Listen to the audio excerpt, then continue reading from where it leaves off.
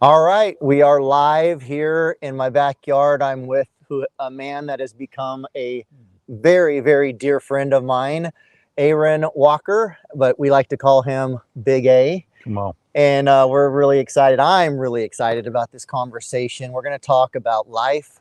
We're going to talk about struggles. We're going to talk about challenges, father wounds. I think maybe we'll get into a little bit. We're going to talk about some of the mistakes I've made, some of the lessons I've learned. It's going to be a very authentic, real, practical, and I prayerfully encouraging conversation that we're going to have. And what I've allowed Aaron to do is to interview me. I've allowed Aaron to interview me. So really excited about this. I really have given him free rein just to ask me anything he wants to ask me. We didn't talk before today when we agreed to set this up, did we? No, it's unscripted. That's good. That's completely the way I like unscripted. But I gotta tell everybody a little bit about you, if that's okay. Let's do it. Big A has become a dear friend and a mentor to me. We met about 5 years ago, I would say, right after we moved here to Nashville, Tennessee. We met at church when a friend of ours, a mutual friend of ours, Trevor George, introduced us. And Aaron has got an extensive background of success. Many things I appreciate about Aaron, but humble, but a man that, I just want to brag on you for just a minute, if that's okay. Yeah, I appreciate it. Yeah. So Aaron, I'm a part of his mastermind called Iron Sharpens Iron. Hopefully we can chat about that here in a minute. But it's made an impact in my life. And Aaron was a part of a mastermind with Dave Ramsey, Ken Abrams, and a bunch of other successful guys for many, many years. He's had many successful businesses, sold one business at 27 years old to a Fortune 500 company. And although he doesn't go around talking about his successes, he's somebody that I've learned a lot from already in just a short period of time. And I'm really excited to get to sit here with you and let you fire some questions away at me. And if you want to, this is not about Aaron's story, but if you want to hear more about it, you were one of my first podcast episodes. Yeah, it was fun, man. I enjoyed that. It was a great time. It's still one of my favorite. It's episode 5 on the Life's Hard, Succeed Anyway podcast. He's also got an amazing book called View from the Top. If you're interested in that, incredible, incredible book. So with that, I'm turning the mic over to man. Good. Thank you so much. Thank you, man. Listen, I wished I'd known it was going to be cool like this. I'd have brought my boat over. Old Hickory Lake right here behind us. I grew up on Old Hickory Lake. What a great, by the way, man, there's a lot of fish caught right off that point right there, just so you and Nicole can get out there one day. This is my favorite place of all to be. I didn't really know the lake was going to be in the background. That kind of distracted me just a little bit, to be honest with you. I love Old Hickory Lake. I love to fish. Get an opportunity to keep an eye on you, man, because we only live a few miles away, and I'm out here fishing a lot in the mornings. But I wanted to do something a little bit different for Alan. Alan's such an amazing guy. He's been such a pillar in our community. He's a phenomenal guy. Our buddy Trevor George that we met.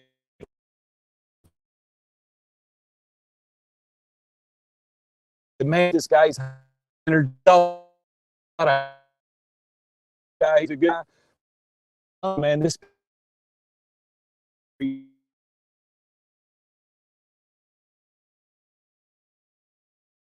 it's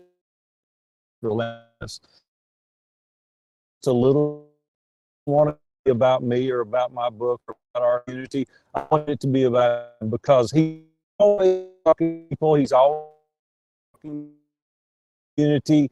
I want to flip it back on you because you just written an amazing book, Life's Hard, Succeed Anyway. And this is not about, it's about content. It is incredible. And I'll tell you, man, I had some moments I went through, like I could feel some pain that you were experiencing. And I wanted to dive in just a little bit. And here's what I told Alan earlier when we were talking. We want to be able for you to take this information and do a personal self-assessment. We want you to think about your life. It's not about our stories. It's not about all the successes and the things that we've done. We want to pour back into the community. We want you, the listener, to take the things that we're saying and say, how does this apply to my life? Like, how can I overcome some of these landmines that these guys have gone through? some of these challenges that they've experienced. And so that's the reason both of us wrote a book. It's to help people to live a life of not only success, at which we want to do, right? We want to live successful, For sure. but it's significance. It's so that we can have an impact in the lives of other people that are coming behind us. And we want to encourage you today to, first of all, reach out and get the book, man. I'm telling you, it is spot on. This is a great book, man. I should get paid for this endorsement for your book, but this is a great book. Promo, but thank you. You know what, though? It's a great book. Thank you. And it's great content. Robbie Gallaty, a mutual friend of ours, wrote the foreword in it. Robbie's a great guy, did a great work writing the foreword. But man, you take us on a journey in this book. Quite honestly, you didn't come clean with me straight out of the gate. Like, I learned some stuff in this book about you and your journey. I want you to take us back just for a minute. Take us back to early years. You and Nicole now have been married 31 years, got a whole house full of kids, some of them grown and gone. But you made some pretty big mistakes early on in your life. And we're going to talk about a few of those. Take us back to your relationship with your dad. Recently, I taught a seminar about father wounds, and you were there. You were there, and I could see the distraught look on your face as we dove into those father wounds and how that maybe was the impetus that helped you create such a masterpiece as you've done. So take us back on that journey a little bit with some of these father wounds. Yeah. Wow. Well, you said I didn't come clean with you in our first meeting. There's only so much you can say in an hour long coffee meeting. I mean, you're right. You know, but I got the whole context reading this book. It was really good. Yeah, thank you. Boy, I don't even know where to start, but the question you're asking, and by the way, again, this is unscripted, so I'm just going to speak from the heart, but the question about father wounds specifically, what about it? Just what I've dealt with? How did that form how did that form within you to succeed anyway? Like, life is hard, and you've been really dealt some challenges. We could talk for hours about the challenges that you've gone through as an individual, and you and Nicole have gone through, but you're like, succeed anyway. Yeah. Where did that come from? Because I got a suspicion some of it came out of that father wound. Yeah. My relationship with my father definitely has been challenging really all my life. And I don't want to make my father out to be a terrible father in what I'm getting ready to say, because honestly, the first 11 years of my life, I couldn't have asked for a better father. Sure. I really couldn't have asked for a better father. I know so many people have never had a father. And so it's hard to really even go talk about father wounds for me without first kind of qualifying it and quantifying it, that I had a phenomenal father for my first 11 years of my life. And even after that, through my teen years, it wasn't terrible. It just wasn't great. And then at some point in my life, you know, it just continued to get worse. And to the point where today now we don't, and for many years, we haven't even spoken to each other. And so it's something that it hurts. It's something that has been incredibly difficult for me. It's something that for many years I didn't even realize. I don't think that I didn't realize the damaging effects that were happening as a result. And I still can't go back and measure how much of some of my poor choices were a result of that. Right. Yeah, was unforgiveness or bitterness or burying myself into other things to try to stop to think about it. Right. But it's definitely had an impact on my life in a huge way, for sure. Yeah, you've taken some of that and you've made it amazing, because you've taken what the enemy meant for harm and you've done good things with it. It's that fortitude within you, the desire to succeed anyway, the desire to take something that was bad and make it good. And that's what you've done in so many arenas of your life. And we could sit here and talk about some of the other bad choices, but we're not going to do that. You have to get the book. You got to go get the book to check out plenty of bad choices. Some of the things that you did along the way. So I want you to take us back to you and Nicole when y'all first started, just a little bit, and give us just a couple of minute journey about when you met Nicole and what transpired in your life as a result of that. So I met Nicole at 19 years old in college, and she was a college volleyball player. I was playing baseball at the time. And we met 6 months later. We were engaged. 6 months after that, we were married. 5 days after she turned 20. I was 4 months older. So we were both 20 when we got married. I had grown up in the church and said a prayer when I was 4 or 5 years old, but never really understood what it meant to follow God, to surrender my life to Him and to let Him take control of my life. And so I faked her out. She grew up in an atheist home. She grew up in a broken home, visiting her father in prison, and had just given her life to Christ months before we met. So now we fast forward to we get married. She thinks she's marrying somebody that's solid, comes from this amazing Leave it to what is it? Leave it to Beaver. Leave it to Beaver. Leave That's it to him. Beaver Yeah. family, because that's what it appeared to be when she met me, and she didn't know what she was getting into, and so those first several years of our marriage were very challenging, very difficult. She's always been amazing. I keep hitting my mic, but I am the reason why those first few years were not amazing. But it wasn't until 28 years old that I finally gave my life to Christ, and it's never been the same since. It's not been rainbows and butterflies for the last however many years that is. And now I'm 51. I guess that's what, 23 years, something like that, if I'm doing my math right quickly here on Facebook Live and everywhere else. But yeah, it's been I've been tremendously blessed to now have. It's interesting when you say, Trevor told you Alan's got his life all figured out in all these areas, like he's got it going on.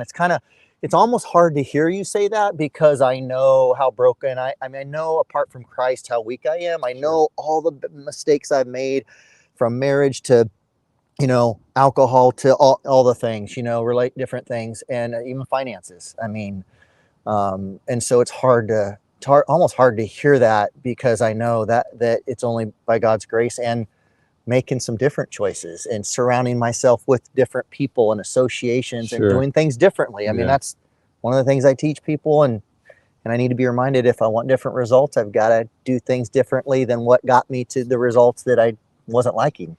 Let's fast forward just a little bit, because you still don't have it all figured out. No. None of us have it figured out. I don't have it figured out. No one watching this has it all figured out. What are some of the things that you're doing today? What are you excited about today? Subjecting yourself to the scrutiny of some other people, trusted advisors. What does it look like for Alan today as you work through these things? Because here's the thing, you're successful. You got a beautiful home here. We're out on the lake. You've got a successful business. You got a beautiful wife. You got a beautiful family. You got all those things, but there's still challenges. And we're all dealing with that. Regardless of who you are right now, there's still challenges. And I want to ask you, like today, what does that look like for Alan? What do the challenges look like? Or what are you doing to walk through that? Because you didn't earlier. You did it. You did it on your own. Yeah. What am I doing differently? You were isolated then. You pulled back and you didn't share and you weren't transparent. No. So what are you doing differently as a result of those encounters? Great question. And I mean, it's really part of the reason I wrote the book. That fits into the answer to your question. It's not the answer to the question, but I just realized the importance of a few things. One, who I surround myself with. And I realized I wasn't being intentional to surround myself with people that were going to challenge me, that were going to grow me, that were going to, and it's not like I didn't have any of these people in my life, to be clear. So there could be You just weren't real intentional. I wasn't real intentional about it. And even the ones I did have in my life, I wasn't as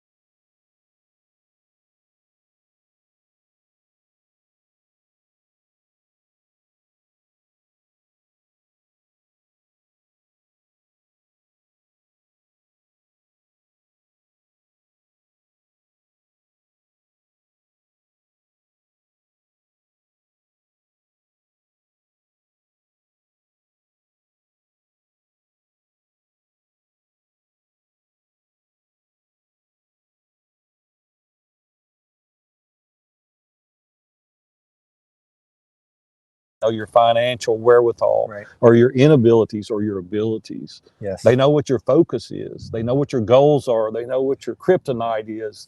They know everything about you. Then they can help you make a good decision. Right.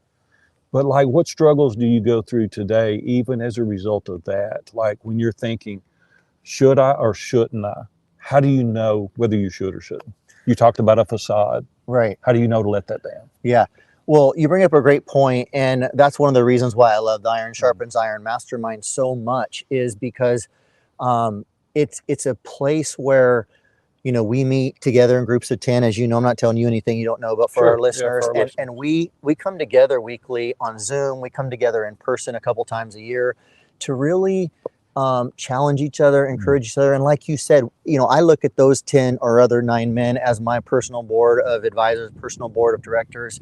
And that was one of the big problems that I had in the past. And going back to one of your earlier questions, Big A, is, you know, dealing with a lot of my challenges in the past. And when I went through this very dark season about 10 years ago and made some incredibly poor choices that, I mean, one of which landed me in jail for a DUI, and there's a whole other stories that I could tell you, but I did not, people didn't know what was going on in my life.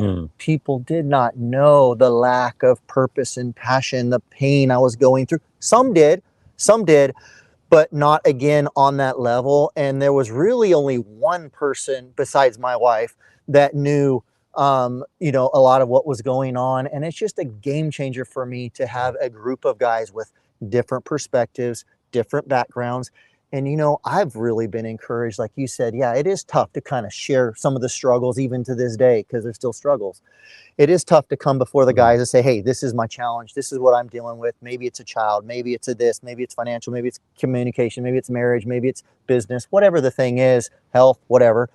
But just being around super high level, successful people. And when I say successful, I know you have the same mindset or same lens that you look through success at, but success to me is, you know, so easy for our listeners like to go, hey, success is professional. A bunch of dollars. Yeah, it's a bunch of dollars. Money. Yeah, right. It's not the case. It's one measure of success. Sure. But I want to be relationally rich. I want to be ultimately relationally rich with my Creator. But that's why we cover the 5 pillars: personal, professional, relational, spiritual, and financial. It's the whole man. It's the whole person. Because I came home with a pocket full of money to a house full of strangers years ago, and Robin said, "You're the one that said that. This is not what I signed up for. Okay. Right? This is not it. This is not what I signed up for." And I'm like, man, you've got to help me work through this, because I had my identity tied up into the financial success. And that's the very reason we started Iron Sharpens Iron. I didn't want other men to experience that. I didn't want them to have the relational cost that's associated with great success with no trusted advisors. Right. And so that's the whole premise by which we set up Iron Sharpens Iron. Good. So good. The other day I was trying to tell somebody, what is the saying? I've just heard it said, you know, and basically said I didn't want to come home with a pocket full of money to a house full of strangers. I'm like, somebody just said this recently, and I was struck. I knew it was come home to a house full of strangers, but I'm like, what was the other piece? And it was you. You said it on the podcast. I don't know. I guess I did. So that's the thing. So how has your life been different as a result of being around these trusted advisors? Your board of directors, you call them. How has your life been different as a result of that? It's been amazing. Before I answer that question, I want to say that I am a part of other masterminds, and the other mastermind, specifically one that I'm thinking of, is industry specific. So it's people that are, it's all we talk about is one thing in one arena, and that's professional. Right, like you said, in ISI or Iron Sharpens Iron, we're talking about professional, relational, emotional, or not emotional, spiritual, physical, and professional, financial. Sorry. But it's just professional, and it's needed. It's important. It is, 100%. But I haven't found another place that I can go get around 10 like-minded guys that care deeply about all those 5 or 6 areas of life, and that equally important. I mean, that we're coming together, and sometimes we're just helping somebody with their marriage, or sometimes we're just helping somebody with their health goals or whatever, or these other facets of life. And so it's been huge. I mean, just knowing that I've got guys that care, that know me. Again, I've got other guys, but to know there's 10 of us that we're going through life together. We're learning more about each other every single week. And this is a long-term thing. It's not just, hey, we're going to do this for a few weeks and see how it goes. Like, we're in it for each other, and there's nothing like it. I think the value of that is it takes a minute to get to know people, right? People let their guard down. They let that veil down, that facade. They eradicate that completely. And they're like, if I'm really going to get better, I've got to get down to the foundational principles by which I'm going to build my life and make it amazing. And so that's the very reason that it takes time, right? You got to do the reps. You got to do the work. We talked about that at the last live event, is that we've got to have an opportunity to get to know people intimately so they can help us make a decision. You know, I went recently and had coffee with a guy. I set him up. I got to be honest with you. I set him up. I said, hey, I want to ask you a question. And I told him, and he gave me an answer. And I said, you've never met Robin. You don't know anything about my finances, my goals, my aspirations. You don't know anything really about me, do you? And he said, no. And I said, you really can't help me answer this question, can you? Right. And he leaned back in his chair and he said, you know, I never thought about that. Yet we do that every single day. We go and list advice from people. They have no context. And then we fail miserably because it didn't work, because they don't know anything about your aspirations, your goals, your family, your desires. And that has been, for me, the lifeblood of my success and significance, is surrounding myself with these trusted advisors.